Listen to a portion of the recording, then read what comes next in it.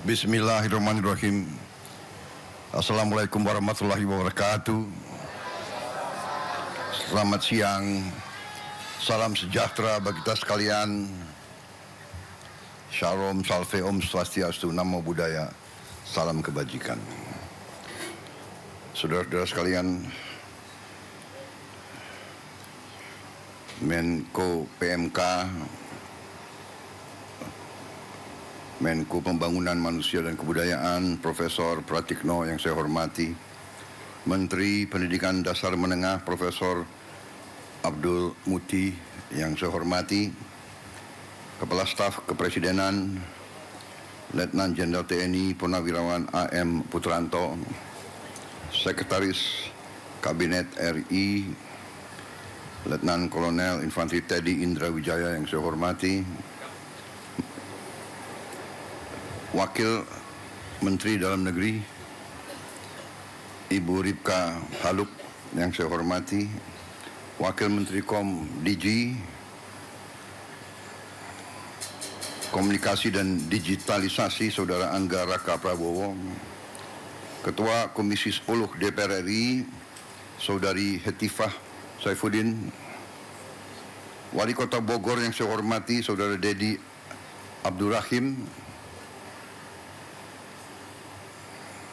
Kepala Sekolah Dasar Negeri 5 Cimahpar, Kota Bogor, Jawa Barat, Saudari Titin Sutini,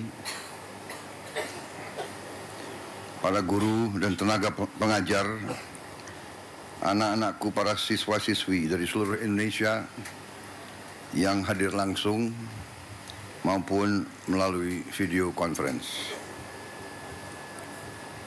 Saudara-saudara pers media serta seluruh hadirin undangan yang saya hormati dan saudara-saudaraku yang mengikuti acara ini dimanapun saudara berada. Tentunya sebagai insan yang bertakwa, marilah kita tidak henti-hentinya memanjatkan puji syukur kehadirat Allah SWT, Tuhan Maha Kuasa, Tuhan Maha Besar,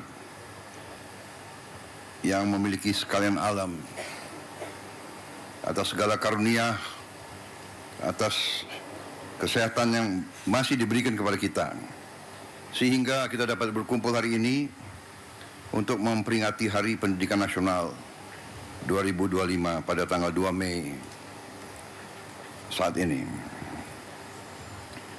Kita mengerti semuanya bahwa pendidikan adalah jalan yang sangat menentukan bagi suatu kebangkitan, bagi kebangkitan suatu bangsa dan negara. Tidak mungkin kita menjadi negara sejahtera, tidak mungkin kita menjadi negara maju kalau pendidikan kita tidak baik, pendidikan kita tidak berhasil.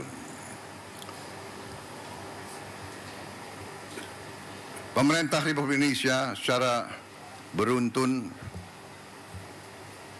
dari pemerintah ke pemerintah, dari masa ke masa, selalu menempatkan pendidikan sebagai hal yang paling utama. Seluruh elit bangsa menyadari hal ini dan menggariskan strategi pembangunan bangsa yang sudah baik dan sudah benar. Dibandingkan beberapa negara lain, negara kita menempatkan pendidikan sebagai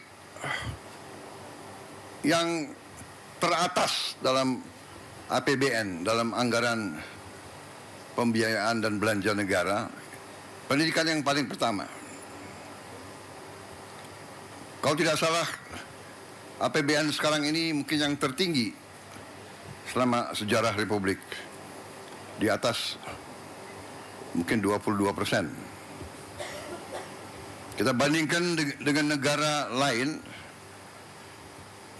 negara India yang utama nomor satu adalah pertahanan. Memang mereka mengalami kemungkinan ancaman terhadap pertahanan mereka. Kita bersyukur bahwa cukup lama berkat kepemimpinan presiden-presiden kita terdahulu, bangsa kita relatif mengalami berapa puluh tahun masa relatif damai. Memang ada berbagai krisis, berbagai gerakan separatis, tapi secara garis besar bangsa kita tidak mengalami perang besar mungkin sudah 60 tahun lebih. Kita bandingkan dengan negara Eropa, tempat lahirnya demokrasi, perang besar sekarang. Di Timur Tengah hampir tidak pernah berhenti perang. Di Palestina, di Gaza, di Suria, di Lebanon, di Irak, di Yaman, di Libya, di Sudan, sebut saja. Eritrea, Somalia, Chad, Mali, perang. Kita harus bersyukur. Untuk itulah masa sekarang karunia besar dari Yang Maha Kuasa, masa damai, keadaan damai, bukan buah yang jatuh dari pohon. Masa damai bukan sesuatu yang jatuh dari langit. Masa damai adalah upaya pemimpin, upaya pemerintah untuk menjaga keselamatan rakyatnya. Dan dalam masa damai ini, marilah kita semua unsur bangsa, marilah kita gunakan kesempatan ini untuk membangun negeri dengan kecerdasan, dengan kearifan, dengan hati yang bersih, dengan kejujuran, sehingga kita bisa membangun masa depan anak-anak dan cucu-cucu kita. Pendidikanlah yang menentukan apakah negara ini mau jadi negara miskin atau negara ini mau jadi negara yang baik untuk rakyatnya. Pendidikan yang menentukan. Pendidikan sudah dapat alokasi yang besar, tapi marilah kita waspada, mari kita jujur kepada diri kita sendiri. Tidak kita mencari kesalahan siapapun, mari kita jujur kepada diri kita sendiri. Mari kita bertanya, apakah anggaran pendidikan yang begitu besar sudah bertahun-tahun sampai atau tidak kepada alamat yang harusnya ditujukan. Kita masih melihat tadi dan kita tahu begitu banyak sekolah-sekolah yang rusak. Padahal kalau kita buka-bukaan, anggarannya ada.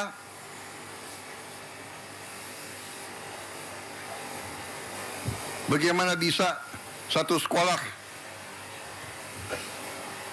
toiletnya hanya satu, WC-nya satu, bagaimana bisa? Ini saya ingatkan tanggung jawab dari pemerintah daerah, tanggung jawab dari wali kota, bupati, gubernur, bersama-sama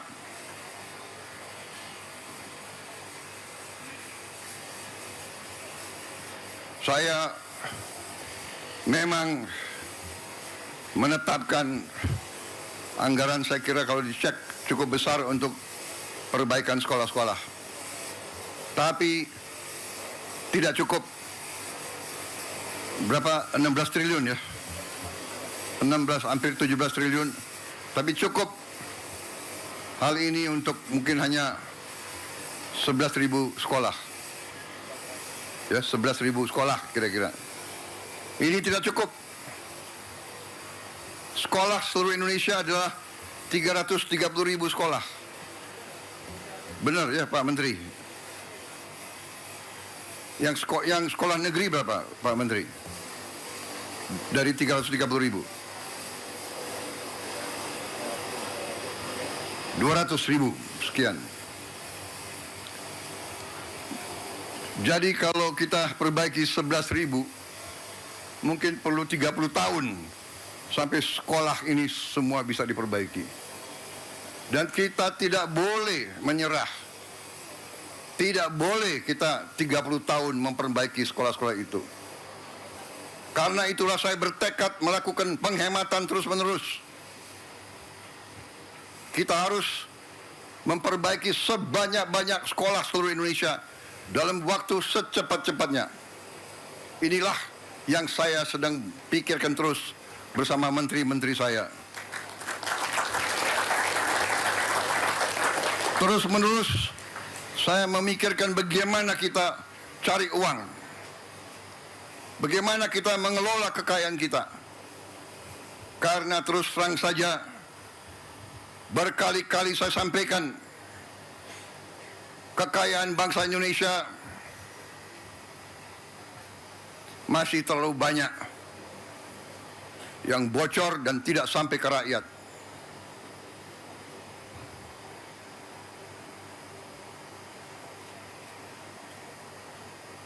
Terus menerus saya himbau jajaran pemerintah, para pejabat, para birokrat, saya himbau terus,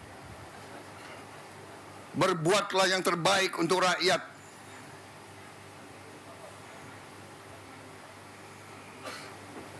Para pejabat, para birokrat diangkat, dibiayai oleh negara, digaji oleh negara. Hendaknya anggaran untuk rakyat, anggaran untuk pelayanan rakyat, hendaknya jangan diselewengkan, jangan dikorupsi dengan segala akal.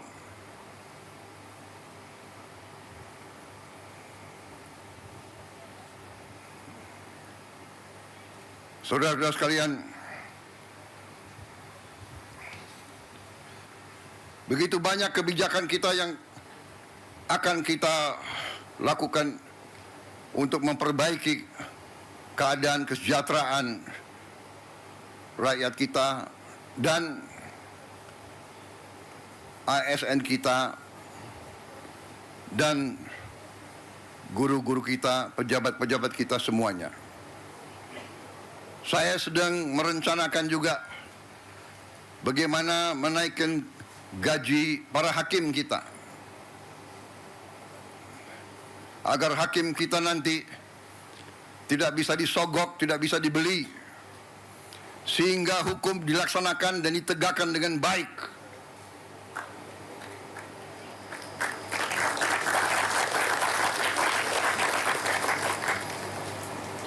Saudara-saudara sekalian, kalau kita melaksanakan pengelolaan manajemen yang baik, manajemen yang akal sehat, bahwa setiap dana akan dikelola dan digunakan sungguh-sungguh untuk kepentingan rakyat, saya berpikir kita bisa mempercepat perbaikan sendi-sendi kehidupan bangsa, antara lain memperbaiki semua sekolah-sekolah di seluruh Indonesia. Ini sasaran kita.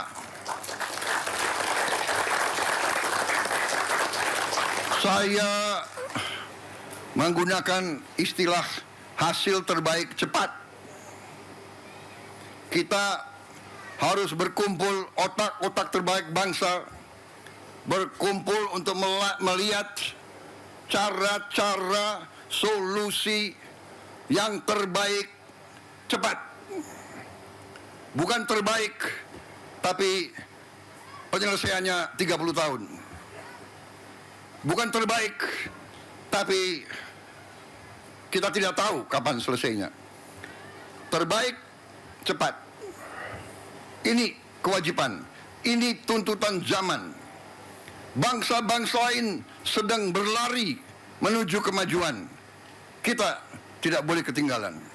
Kita negara yang besar, negara yang kaya. Tidak pantas kekayaan kita tidak kita jaga. Kita menjadi bangsa yang bodoh kalau kita tidak bisa menjaga kekayaan kita. Dengan kekayaan yang kita jaga, dengan keberanian kita untuk menguasai kekayaan kita sendiri, kita akan punya sumber daya, kita akan punya dana untuk memberi pendidikan yang terbaik untuk seluruh rakyat kita. Ini tujuan kita, ini tujuan pemerintah yang saya pimpin, ini perjuangan saya dan pemerintah saya. Karena itu, terima kasih undangan hari ini kita luncurkan, tapi kita akan luncurkan ini hanya sebagai awalan, ya. Ada langkah-langkah yang kita lakukan, perbaikan sarana semua sekolah kita harapkan. Mungkin sekarang baru bisa 11.000 sekolah, tapi begitu kita bisa dapat penghematan, begitu dapat dana lebih, terus akan kita tambah perbaikan-perbaikan itu. Selanjutnya, saya ingin ada digitalisasi sekolah-sekolah. Kita akan taruh layar-layar televisi di tiap sekolah kita. Di situ kita bisa memberi pelajaran-pelajaran yang terbaik, dan ini bisa bermanfaat untuk sekolah-sekolah, apalagi di daerah terpencil, daerah tertinggal, daerah terluar, ataupun di daerah-daerah kota dan sebagainya yang mengalami kesulitan mendapat bahan atau mendapat guru yang ahli di bidang-bidang tertentu. Nanti kita akan kumpulkan beberapa ratus guru terbaik, kita pusatkan di sebuah studio, dan dia akan ngajar ke seluruh sekolah di seluruh Indonesia. Ini membantu sekolah-sekolah, membantu guru-guru di semua sekolah-sekolah di seluruh Indonesia.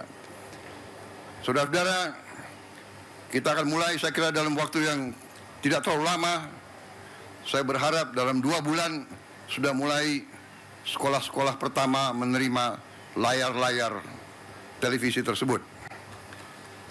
Kita berharap, sasaran saya adalah dalam 1 tahun, pertengahan 2026, semua sekolah di Indonesia bisa mendapat layar televisi tersebut. Mudah-mudahan ini bisa tercapai.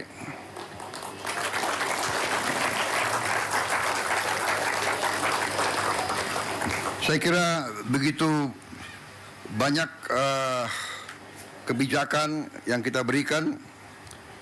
Tunjangan kerja untuk dosen, ada 31.000 dosen, kemudian bantuan pendidikan untuk guru-guru yang belum memiliki diploma strata 1 atau diploma 4, ini pun kita bantu. Pokoknya kita ingin pendidikan kita semakin baik. Saya berterima kasih, makan bergizi sudah terus diselenggarakan. Kalau tidak salah hari ini sudah mencapai lebih dari 3 juta penerima manfaat, dan dilaporkan kepada saya mungkin bulan depan akan sampai 4 juta. Dan seterusnya, sasaran kita November 2025 ini akan mencapai seluruh 82,9 penerima manfaat. Anak-anak dan ibu-ibu hamil akan menerima makan bergizi tiap hari. Saudara-saudara sekalian, ini juga akan mendorong roda ekonomi, karena dana yang beredar di desa-desa, kecamatan dan kabupaten akan naik 4 kali, 5 kali lipat. Peningkatan 400%, 500% mungkin belum pernah terjadi di negara manapun dalam waktu-waktu belakangan ini. Ini adalah hal yang penuh dengan cita-cita. Ini membutuhkan tekad, membutuhkan keberanian, membutuhkan semangat, dan itu akan kita lakukan. Kita akan buktikan ke dunia bahwa kita mampu melaksanakan hal-hal yang besar, hal-hal yang mendasar, hal-hal yang strategis, hal-hal yang bisa merubah nasib suatu bangsa. Kita tidak mau melaksanakan hal-hal yang biasa. Kita tidak mau meneruskan business as usual. Kita tidak mau melaksanakan dengan semangat kumaha engke. Semangat kita harus engke kumaha.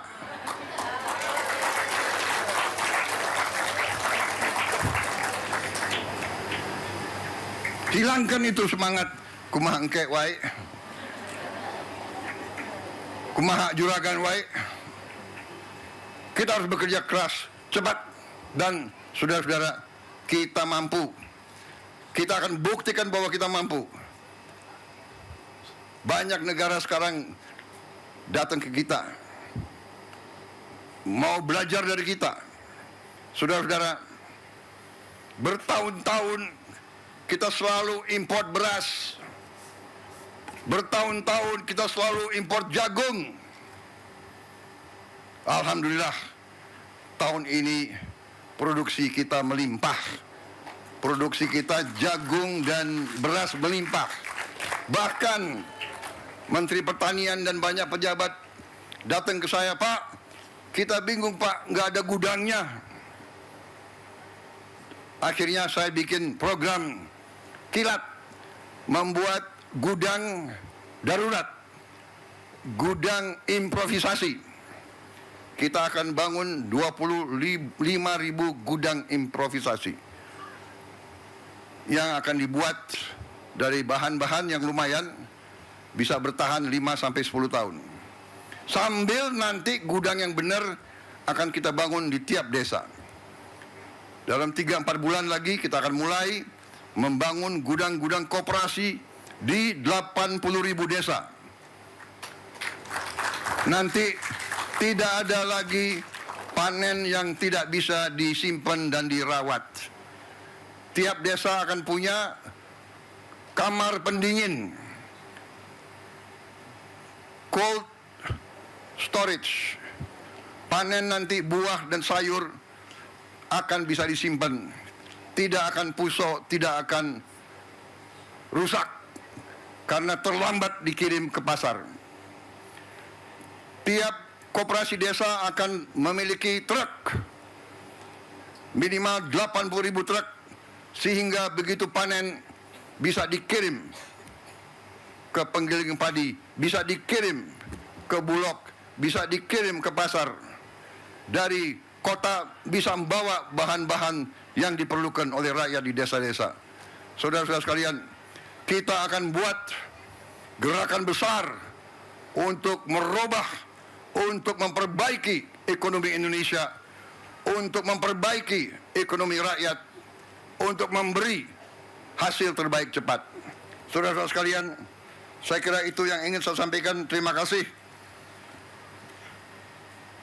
Keluarga besar pendidikan, terima kasih para guru seluruh Indonesia.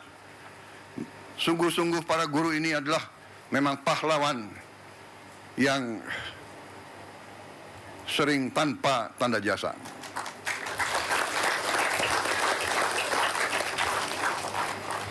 Saudara-saudara sekalian, untuk itu sekali lagi saya ucapkan terima kasih, dan marilah kita bersatu, marilah kita kerjasama marilah kita rukun. Bangsa yang besar adalah bangsa yang rukun. Guru, petani, buruh, nelayan, pegawai negeri, pengusaha, profesor, tentara, polisi, bea cukai, semuanya kerjasama. Semuanya bekerja untuk masa depan kita. Semuanya bekerja untuk anak-anak dan cucu-cucu kita. Itu negara kita akan bangkit dan harus bangkit dan akan bangkit. Wassalamualaikum warahmatullahi wabarakatuh. Terima kasih para guru. Selamat berjuang. Dan saya akan monitor terus masalah pendidikan ini. Saya kira kalau ditanya setiap undangan ke sekolah, setiap undangan ke kampus, setiap undangan lembaga pendidikan, setiap undangan yang berurusan dengan pendidikan, itu saya prioritaskan. Dan rapat-rapat saya selalu memikirkan bagaimana mencari uang untuk memperbaiki pendidikan kita. Sekali lagi, terima kasih. Selamat bekerja dan optimis kita akan menjadi negara yang hebat. Terima kasih. Selesai.